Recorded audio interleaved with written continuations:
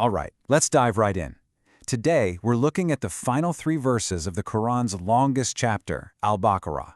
Now, this isn't just tacking on an ending. It's this incredible conversation between the divine and the human. A conversation that starts with this staggering sense of responsibility and ends with one of the most comforting assurances you'll find anywhere. So how does this powerful dialogue actually unfold? Let's just start with that question. Seriously, take a moment and think about it. What if every single thought was judged? Imagine a standard of accountability so total that even the ideas you hide deep down, the intentions you never ever act on, are all brought out into the open for judgment. That's the powerful and, let's be honest, kind of unsettling idea that kicks off this whole passage. So the Quran begins this final conversation by setting this absolutely breathtaking standard of divine knowledge and accountability.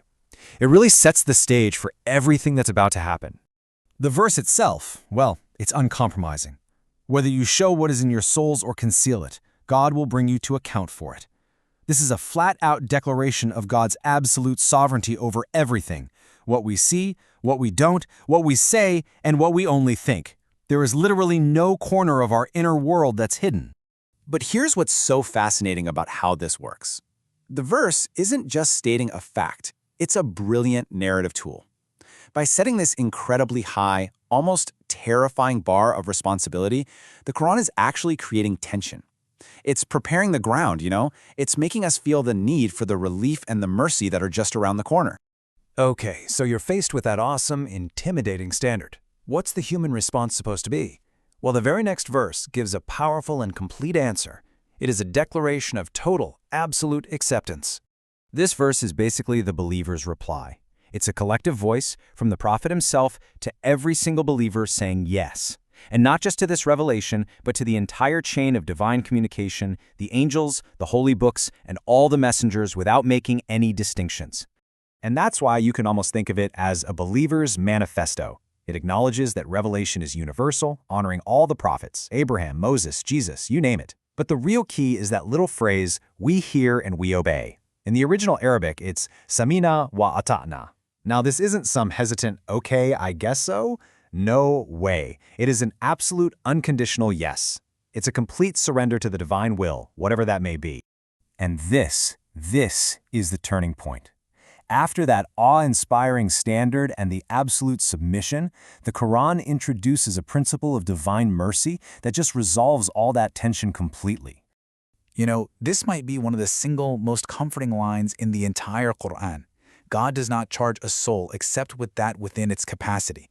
This is the core principle of divine justice. It directly speaks to the fear that first verse 284, might have stirred up inside us. And right here, the whole dialogue just clicks into place. On one hand, you have the absolute standard, total accountability for every single thing inside you. But on the other hand, you have this profound promise. That standard will never be more than you can psychologically or physically handle. It's justice, but it's a justice that's perfectly balanced with a deep, intimate understanding of our human limits. And the effect of this is just a deep, profound psychological relief. That fear of being judged for a fleeting thought, some random weird idea that pops into your head, or an unintentional mistake, it's lifted. The Quran is acknowledging that we're frail, that we're human. It's drawing a clear line between the thoughts we consciously choose to hold on to and the simple errors we make because we forget or because we're weak. This brings us to the grand finale. Having received this incredible assurance, the human voice turns back to God, and this time, it's in a direct, intimate prayer that's both a plea for help and a powerful declaration of trust. Now, this isn't just any prayer. This is the culmination of the entire chapter. It's the human soul having finally understood these principles of accountability and mercy, now speaking directly to its creator and asking for exactly what it needs to make it through. So what's really brilliant here is how the prayer is put together. First, it asks for grace when it comes to human weakness, our forgetfulness and our errors. Then, it asks for life's burdens to be manageable, both compared to what people in the past went through and just in relation to our own strength. And finally, it all builds up to this amazing threefold plea for pardon, forgiveness, and mercy before asking for victory. It's like a perfect roadmap for how to ask for divine help. So this whole conversation, this entire epic chapter, wraps up with one final, incredibly powerful word used to describe God, a word that completely reframes the entire relationship. The prayer ends with, "You are our Mevla." That term, words like Lord or Master just don't do it justice. It's so much richer. It transforms the relationship from, say, a lawgiver and a subject to something deeply intimate and based on trust. A Mevla is a protector, a guardian, a close friend, and the helper you turn to the moment you're in need. It is the final, perfect word of assurance. So, we'll leave you with this to think about. In just 3 short verses, the Quran takes us on this incredible journey. From the awe of total accountability, through the submission of total faith, all the way to the comfort of total mercy.